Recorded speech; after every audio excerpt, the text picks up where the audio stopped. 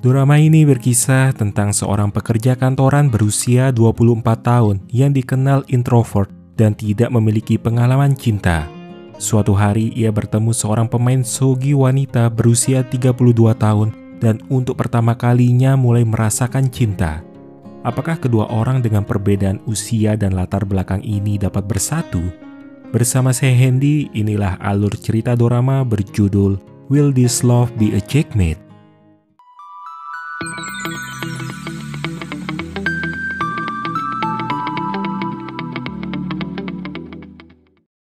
Taiga Kohinata merupakan seorang pria kantoran yang berkepribadian introvert. Dia sejujurnya tidak pernah peduli dengan masalah orang lain dan hanya memikirkan dirinya sendiri. Selama 24 tahun hidupnya, jangankan pacar, teman perempuan saja ia tidak punya. Kalaupun ada teman laki-laki, itu pun tidak terlalu akrab. Baginya bergaul dengan orang lain hanya akan mengundang masalah, menghabiskan waktu dan perhatian demi sesuatu yang tidak menarik. Sewaktu menaiki bus menuju kantornya, karena keadaan bus yang penuh sesak, secara tak sengaja tubuhnya menabrak seorang penumpang wanita. Taiga jadi salah tingkah melihat tubuh wanita yang menurutnya seksi. Muncul pikiran-pikiran negatif, apakah ini terjadi karena kebetulan saja ataukah ada perangkap di baliknya? Taiga mulai membayangkan dirinya diserang oleh penumpang lain akibat tindak pelecehan, kemudian kabur dan video rekaman itu menjadi viral. Selagi berpikir apa yang harus dilakukan, tak disangka wanita di hadapannya itu bersikap ramah. Justru wanita itu yang meminta maaf pada Taiga jika dirinya sudah membuatnya tidak nyaman. Saat tiba di halte, Taiga buru-buru keluar dari bus. Namun ia masih saja memandangi wanita tadi yang menurutnya sangatlah manis. Bahkan sampai di kantor pun, ia masih saja terbayang-bayang akan kejadian itu.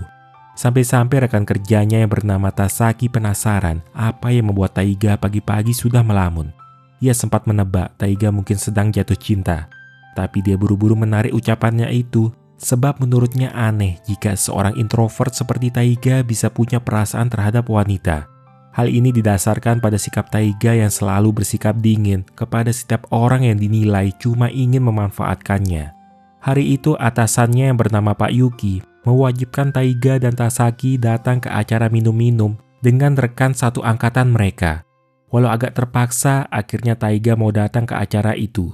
Berapa kali pun memikirkan, menurut Taiga pertemuan ini sama sekali tidak ada manfaatnya, yang isi topiknya cuma untuk pamer, gosip, serta membicarakan hal-hal yang tidak ada sangkut pautnya dengan kehidupan masing-masing. Ia bahkan menolak ketika ada rekan kerjanya yang bernama Akane menawari akan mengambilkan Taiga makanan. Sebab ia masih bisa mengambil sendiri tanpa perlu dibantu. Sadar dirinya keceplosan berbicara, Taiga pun izin ke toilet. Ia memikirkan mungkin saat ini rekan-rekannya sedang menyalahkan dia. Saat berniat kembali, secara kebetulan ia bertemu lagi dengan wanita yang di dalam bus tadi pagi. Wanita itu ternyata masih mengingat Taiga dan menyapanya dengan ramah. Namun Taiga lagi-lagi terkejut ketika melihat rok gadis itu terselip di antara CD, sampai menyebabkan celana dalamnya kelihatan. Taiga lagi-lagi punya pikiran buruk. Mungkin ini jebakan untuknya supaya viral. Ia coba mencari di mana kamera yang mungkin tersembunyi di ruangan tersebut, tapi sama sekali tak menemukannya. Khawatir gadis itu akan keluar ruangan dan belum menyadari celana dalamnya kelihatan, Taiga pun berusaha mencari-cari alasan supaya wanita itu masuk ke dalam toilet lagi dengan bilang ada sesuatu yang tertinggal di dalam. Gadis itu tampak bingung dengan apa yang Taiga maksud. Beberapa saat kemudian, masuk seorang wanita lagi yang merupakan teman wanita berkacamata itu. Menyadari celana dalam temannya kelihatan jelas, wanita itu menuduh Taiga sudah melakukan pelecehan. Tahu temannya itu sedang mabuk, wanita itu pun segera membawa temannya keluar sembari meminta maaf pada Taiga. Ia pun memutuskan kembali dan secara tak sengaja mendengar pembicaraan rekan-rekannya. Mereka semua rupanya sedang ngomongin Taiga, yang sikapnya selalu keras kepala dan tidak pernah menghargai niat baik seseorang. Selain itu, Taiga dianggap orang yang norak, muram, dan juga sulit buat kerjasama. Cuma Tasaki saja yang membela Taiga dengan menyebut rekan-rekannya hanya salah paham. Sadar dirinya sudah mengecewakan, Taiga pun menghampiri rekan-rekannya sembari menyerahkan uang, lalu berpamitan pulang daripada harus bersama orang-orang yang tidak pernah mengharapkannya. Namun dalam perjalanan pulang, ia melihat wanita yang memarahinya di kedai tadi, sedang muntah akibat mabuk. Merasa kasihan, Taiga lalu memberikan air mineral kepada wanita itu. Dia ternyata masih ingat dengan Taiga, lalu memanggil Taiga dengan sebutan si kacamata mesum yang dikira memanfaatkan situasi di saat orang sedang lemah. Tak terima dikatai seperti itu, Taiga pun menjelaskan bahwa dia tidak tertarik dengan urusan orang lain. Soal kejadian di kedai tadi itu hanya kebetulan saja terjadi di depan matanya dan bukan karena sengaja. Ada alasan kenapa wanita bernama Sanae itu sampai mabuk berat, yaitu karena ia frustasi setelah kalah dalam pertandingan penting. Ternyata Sanae merupakan seorang pemain shogi atau catur Jepang. Tahun depan usianya akan genap 30 tahun dan berpikir mungkin lebih baik ia berhenti bermain shogi lalu mencari pasangan hidup. Mendengar itu, Taiga mengungkapkan pendapatnya. Selain dari segi umur yang memberatkan, pria lain tentunya lebih cenderung mencari pasangan gadis yang masih muda. Ia memang tidak tahu berapa penghasilan seorang pemain shogi. Namun Taiga menyarankan supaya Sanae mempertahankan status pekerjaannya saat ini. Mendengar itu, Sanae malah memukul Taiga karena dianggap sombong. Ia marah bukan karena dikatakan tua, tapi Sanae tidak suka profesinya sebagai pemain shogi diremehkan orang lain. Setelah Sanae pergi, Taiga pun mencari kacamatanya yang terlepas akibat terkena pukulan tadi. Tak disangka yang memungut kacamata itu ternyata wanita temannya Sanae. Melihat Taiga yang mimisan, wanita bernama Tai Komada itu langsung bantu menyeka hidungnya Taiga. Komada ternyata mendengar semua pembicaraan antara Taiga dan Sanae. Ia sebenarnya sudah mencoba menghibur Sanae. Namun apapun yang ia katakan tidak dapat mengembalikan semangat sahabatnya itu seperti yang sudah dilakukan Taiga. Sebagai sahabat, Komada tidak sanggup berkata jujur kepada Sanae karena mungkin akan menyinggung dan khawatir makin membuatnya stres.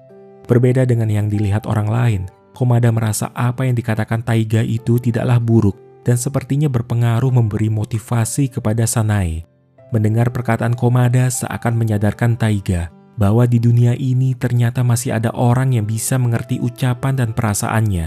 Ia tidak ingin hubungan mereka berlalu begitu saja. Karena itu Taiga buru-buru menyusul Komada sampai membuatnya tersandung hingga jatuh. Ia pun menanyakan apa Komada mau menjadi temannya. Awalnya Taiga kurang percaya diri apa mungkin wanita secantik Komada mau menjadi temannya. Tapi dugaannya itu salah, sebab Komada ternyata dengan senang hati mau berteman dengan Taiga. Inilah pertama kalinya Taiga mengalami jatuh cinta dalam hidupnya tanpa menyadari betapa cerobohnya cinta ini. Keesokan pagi, ia mulai memikirkan pesan apa yang sebaiknya dikirimkan kepada Komada. Ia pun meminta saran dari Tasaki rekannya, sebab ini pertama kalinya ia mengirim pesan untuk seorang perempuan. Tasaki menilai pesan yang diketik Taiga terlalu kaku, norak, dan kepanjangan. Belum selesai mengetik pesan, mendadak malah Komada yang menelponnya duluan. Maksud Komada menelpon, ia ingin mengajak Taiga makan bersama sebagai rasa terima kasih sudah membantunya kemarin. Namun sewaktu datang ke tempat yang dijanjikan, ia malah bertemu Sanae. Wanita itu meminta maaf atas perbuatan kasarnya kemarin.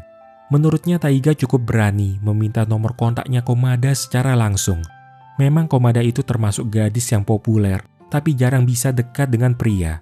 Dari Sanae diketahui kalau Komada itu seniornya di antara pemain shogi, dan usianya Komada itu sebenarnya lebih tua 3 tahun dari Sanae. Artinya meski berwajah imut, Komada saat itu sebenarnya telah berusia 32 tahun. Tak berapa lama, Komada akhirnya datang. Ia cukup terkejut mengetahui usia Taiga masih 24 tahun, dan berarti jarak usia mereka terpaut 8 tahun. Sanae pun meminta izin pulang duluan, karena sudah ada janji bertemu dengan guru shoginya. Kali ini, Taiga berusaha semaksimal mungkin menjaga ucapan agar tidak sampai menyinggung. Selalu saja ada momen di mana Taiga bisa melihat lekuk tubuh seksi Komada, yang membuat konsentrasinya buyar. Sama seperti Sanae, Komada juga seorang pemain shogi. Bukan cuma pemain biasa, tetapi Komada merupakan seorang pemain shogi profesional dan sudah memenangi banyak gelar sejak usianya masih kecil. Saking jarang bersosialisasi dan mengikuti berita, Taiga jadi tidak tahu ternyata Komada merupakan orang yang sangat terkenal. Komada sudah seperti bintang di dunia shogi yang punya banyak fans baik laki-laki maupun perempuan. Setelah mengetahui ini, Taiga jadi minder. Apakah seorang pria introvert seperti dirinya sanggup meraih wanita seperti Komada? Karena sudah bermain shogi sejak kelas 2 SD, menyebabkan Komada jarang bergaul sehingga kurang pengalaman dalam banyak hal selain shogi. Sewaktu jalan bersama, tiba-tiba sandal yang dikenakan Komada putus. Berniat membantu, maka Taiga menawarkan diri akan membawakan barang serta menggendong Komada melewati jembatan penyeberangan. Namun karena tubuh mereka saling menempel, lagi-lagi Taiga perlu mengosongkan pikiran agar tidak membayangkan hal-hal yang mesum. Komada yang merasa tidak enak terlalu sering ditolong oleh Taiga, sadar bahwa dirinya harus membalas kebaikan itu. Ia pun bersedia mewujudkan apapun yang Taiga inginkan. Sejak hari itu, Taiga makin tidak tenang. Ia sama sekali tidak dapat menjawab keinginan itu meski ditawari oleh Komada, karena takut keinginannya nanti dianggap tidak pantas. Keesokan hari, Taiga baru tahu kalau di kantor mereka ternyata memiliki klub shogi. Dan yang menjadi ketua adalah Pak Yuki atasannya. Dulunya Pak Yuki punya cita-cita menjadi pemain shogi profesional sehingga membentuk klub shogi. Biasanya setiap hari Rabu diadakan pertandingan simulasi. Dengan koneksi yang dimiliki Pak Yuki, terkadang ia mengundang pemain profesional datang ke sana untuk mengajar, dan salah satunya adalah Komada.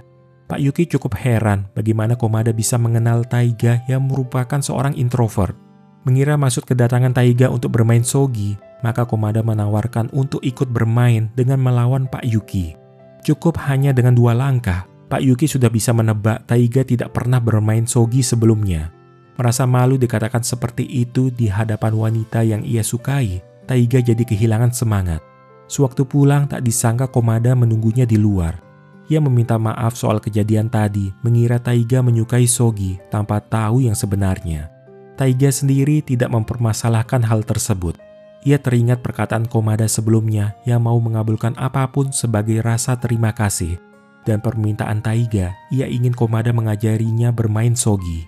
Alasan dia mengajukan permintaan itu karena Taiga percaya bahwa perkembangan suatu hubungan ditentukan oleh kesan pertama. Seperti Komada yang menyukai shogi, maka Taiga harus mengerti tentang permainan tersebut. Walau punya kepribadian introvert, bukan berarti Taiga tidak pintar. Ia punya kelebihan dalam hal teori, orangnya tekun dan mampu belajar dengan cepat. Sehingga setiap penjelasan yang disampaikan oleh Komada dapat langsung Taiga pahami dalam waktu singkat. Sekarang ia sudah paham betapa pentingnya langkah pertama di permainan shogi. Tapi yang ada di pikiran Taiga, apakah langkahnya ini juga dapat menyentuh perasaannya Komada? Saat sedang mendengar penjelasan Komada, perhatian Taiga teralihkan oleh seorang pria mencurigakan yang mengawasi mereka. Sadar dilihat, pria itu lalu memutuskan pergi. Keesokan hari, entah kenapa Taiga jadi mudah kangen ingin bertemu dengan Komada. Ia berusaha menyelesaikan kerjaan secepatnya agar tidak lembur, termasuk tugas temannya. Dan perubahan sikap ini membuat rekan-rekannya itu jadi heran. Keinginan Taiga bertemu dengan Komada membawanya sampai ke Shogi Hall. Di sana ia bertemu dengan pria misterius yang dilihatnya kemarin. Pria itu buru-buru pergi, namun sampai lupa membawa kameranya. Taiga yang memeriksa kamera itu menemukan ada foto-fotonya Komada. Sanai yang kebetulan keluar salah paham mengira kamera itu milik Taiga dan menuduhnya penguntit. Tak lama kemudian si pria misterius kembali untuk mengambil kamera miliknya. Dari Sanai diketahui pria itu merupakan salah satu murid Komada yang kemungkinan saking ngefans malah menguntit Komada hingga ke rumahnya. Komada memang dikenal sangat ramah, tapi karena terlalu ramah sampai-sampai membuatnya lengah. Banyak dari penggemarnya yang salah mengartikan sikap baiknya itu. Beberapa waktu kemudian, Sanai menerima pesan dari Komada yang ketakutan ada sesuatu di dalam kamarnya. Dengan ditemani Taiga, mereka berdua bergegas menuju rumahnya Komada. Ternyata mereka salah paham kalau yang ditakutkan Komada hanyalah kecoa. Terlanjur ikut ke sana, Taiga memberitahukan mengenai seorang fans yang menguntit Komada. Sebelum ini, Komada pernah bercerita pada Sanai kalau di kamarnya seperti ada tanda-tanda orang yang menyusup masuk. Mereka menduga kemungkinan fansnya itulah yang menyelinap ke kamar tersebut. Taiga yang khawatir menawarkan diri akan menjadi bodyguardnya Komada. Tapi Komada menolak secara halus, sebab menurutnya tidak sopan kalau ia sampai meminta temannya sendiri menjadi pengawal. Tahu dirinya cuma dianggap sebagai teman membuat Taiga cukup sedih. Keesokan hari, ia pergi menuju ruang klub shogi dan bertemu dengan Pak Yuki bersama Komada. Pak Yuki lalu menantang Taiga bertanding shogi untuk yang kedua kalinya. Kali ini Pak Yuki cukup kaget, sebab permainan Taiga sudah banyak kemajuan. Mengetahui Taiga ternyata diajari shogi oleh Komada secara privat, Pak Yuki seperti tidak terima. Ia memperingatkan Taiga untuk jangan mengganggu aktivitas Komada yang sedang menghadapi turnamen. Mungkin Taiga tidak tahu seberapa pentingnya turnamen itu, yang mana Komada sudah mempertaruhkan seluruh hidupnya untuk Sogi. Meski Komada sudah bilang ini sama sekali tidak mengganggunya, tetap saja Pak Yuki menganggap Taiga hanya menjadi beban. Sadar dirinya salah, Taiga pun meminta maaf karena dia telah lancang meminta Komada mengajarinya bermain Sogi. Sepulangnya, Taiga menawarkan diri mengantar Komada pulang, sebab ia masih khawatir membiarkan Komada pulang sendirian. Namun Komada mendadak panik, sebab gantungan kunci yang ia pasang di tasnya hilang entah di mana. Bentuk gantungan itu seperti bidak Sogi, dan dulunya merupakan pemberian berharga dari gurunya. Hingga sekarang, gantungan itu sudah Komada anggap sebagai jimat keberuntungan dalam menghadapi setiap pertandingan. Setelah mengantar Komada sampai ke rumah, awalnya Taiga berniat pulang. Namun ia dikejutkan oleh suara teriakan Komada. Taiga segera menghampiri Komada, di mana kondisi kamarnya sudah dalam keadaan berantakan, seperti habis dimasuki pencuri. Namun Komada akhirnya tidak melaporkan kasus ke polisi, dikarenakan tidak ada barangnya yang dicuri. Sepulang dari sana, Taiga memutuskan mencari gantungan kunci Komada yang hilang. Ia menyusuri jalan di tengah hujan deras yang turun, memeriksa setiap celah secara teliti. Taiga sama sekali tak pantang menyerah mencari. Berkat usahanya itu, ia berhasil menemukan gantungan kunci di antara semak-semak. Namun akibat hujan-hujanan semalaman, Taiga jadi sakit. Tapi dia tetap datang ke tempat pertandingan Komada hanya untuk menyerahkan gantungan kunci itu.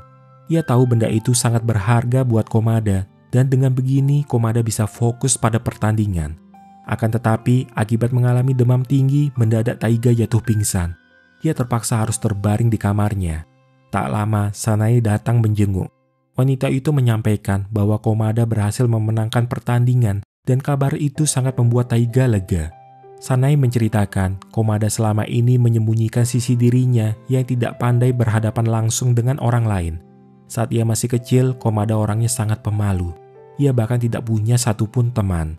Tapi kebetulan guru di kelas Soginya memberikan gantungan kunci itu sembari bilang kalau mulai sekarang Komada akan menang berkali-kali, tapi juga akan kalah berkali-kali, baik dalam Sogi maupun kehidupannya. Tetapi walau sesulit apapun hidup yang dijalani, Sogi akan selalu mendampinginya dan Sogi akan menjadi temannya. Sejak itu Komada bertekad menyampaikan ke banyak orang bahwa betapa menyenangkannya bermain Sogi. Oleh sebab itu kehadiran Taiga membuat Sanae agak tenang, karena Taiga dinilai orangnya tulus dan sanggup menjaga sahabatnya. Setelah kembali sehat, Komada mengajak Taiga pergi menuju kuil. Ia ingin berdoa di sana, lalu menaruh doa harapan di tempat yang paling tinggi, tentunya dengan bantuan Taiga yang menggendongnya. Taiga sempat berpikir, jika Komada berhasil mendapatkan gelar, itu artinya jarak di antara mereka akan semakin bertambah jauh. Di sana lagi-lagi Taiga melihat fansnya Komada yang mengawasi mereka. Ia pun bergegas mengejar, lalu menuduh pria itu yang menyusup masuk ke dalam kamarnya Komada. Tak terima dituduh, pria itu menanyakan kapan waktu kejadian. Setelah Taiga memberitahu harinya, si pria itu lalu menunjukkan foto yang ada di kameranya. Dari gambar tersebut, terlihat ada seorang pria berpakaian serba hitam menyusup masuk lewat jendela ke dalam apartemen Komada. Taiga cukup kaget karena dia sepertinya mengenal wajah si pelaku. Keesokan hari, ia mengajak Pak Yuki berbicara secara pribadi. Taiga kemudian menunjukkan foto penyusup yang sebenarnya itu adalah Pak Yuki. Ia ingin tahu apa alasan Pak Yuki sampai nekat menyelinap ke kamarnya Komada. Tak lagi bisa mengelak, Pak Yuki pun memberitahu semuanya bahwa itu ia lakukan karena merasa cemburu pada Taiga yang bisa dekat dan bahkan sampai diizinkan masuk ke kamarnya Komada. Jadi pada malam itu, Pak Yuki nekat menyelinap hanya untuk menghirup aroma tubuh Komada yang menempel pada tempat tidurnya. Namun setelah mendengar Komada pulang, ia buru-buru mencoba keluar. Dan di saat itulah ia tidak sengaja menyenggol papan Sogi hingga jatuh berantakan. Apa yang dilakukan Pak Yuki menurut Taiga jelas sebuah tindakan kriminal. Tapi jika Pak Yuki berjanji tidak akan mengulangi perbuatan itu lagi, maka dia tidak akan melaporkannya ke polisi. Alasan Taiga karena dia khawatir Komada akan sedih jika tahu senior yang paling dia hormati berbuat seperti ini. Mendengar itu Pak Yuki agak emosi. Menurutnya satu-satunya orang yang pantas melindungi Komada hanya dirinya saja, dan Taiga dianggap tidak berhak menasihatinya. Tibalah malam diadakan pertandingan final turnamen Sogi. Komada rupanya mendapat lawan yang sepadan. Situasinya cukup membuatnya terdesak. dan Komada perlu membalikkan keadaan. Setelah beberapa waktu, Taiga yang menunggu di tempat pertandingan dihampiri oleh Komada. Ia merasa lega ketika tahu Komada berhasil memenangkan pertandingan dan meraih gelar tertinggi. Menyadari kondisi Taiga masih sakit, maka Komada memberikan syal miliknya. Ia memang berhasil menjadi juara, tetapi lebih tidak ingin melihat Taiga sampai jatuh sakit gara-gara dirinya. Taiga pun mengajak Komada makan malam bersama. Ia menanyakan apa setelah ini Komada masih ingin mendapatkan gelar yang lain. Namun Komada belum tahu rencana apa yang akan ia ambil ke depannya. Ia memang sangat mencintai shogi. Akan tetapi jika terus bermain shogi profesional, ia takut jadi tidak akan pernah menemukan pasangan hidup. Mendengar itu, Taiga bisa mengerti. Menurutnya wanita seperti Komada pasti bisa mewujudkan apa yang diimpikan. Berbeda dengan Taiga yang merasa tidak punya tujuan hidup dan keuangannya juga belum stabil. Bahkan semua wanita di kantornya tidak ada yang tertarik padanya. Sekarang giliran Komada yang tidak setuju.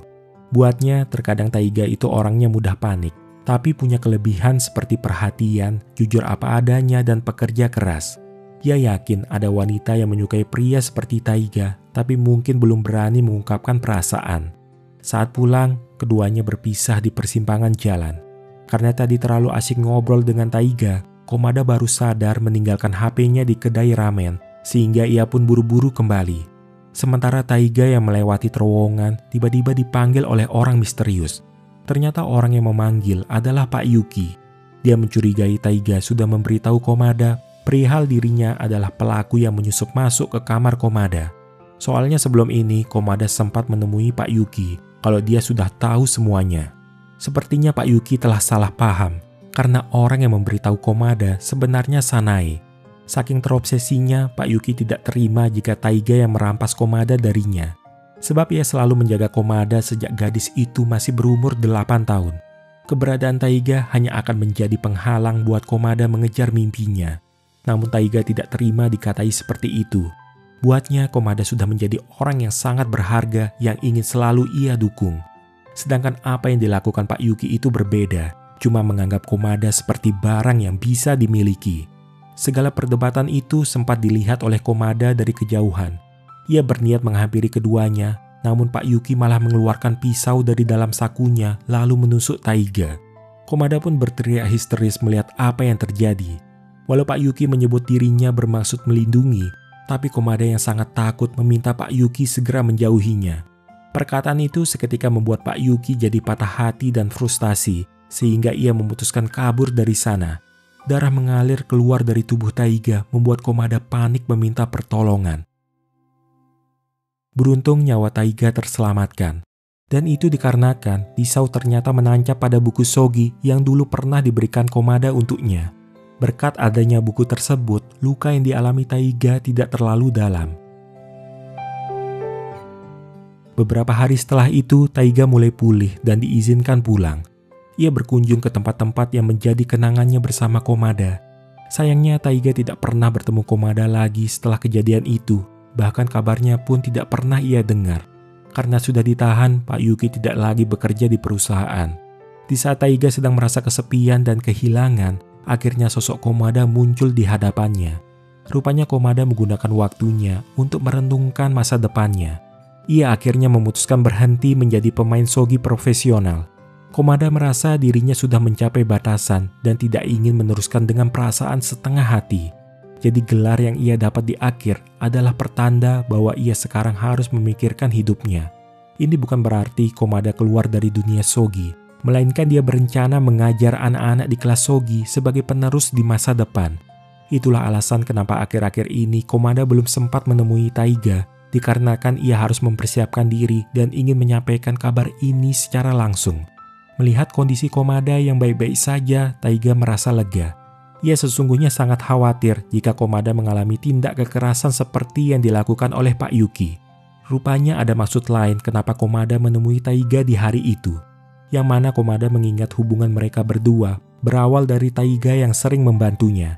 Ia sadar dirinya sering ceroboh dan tidak mampu melakukan semuanya sendirian tanpa bantuan seseorang.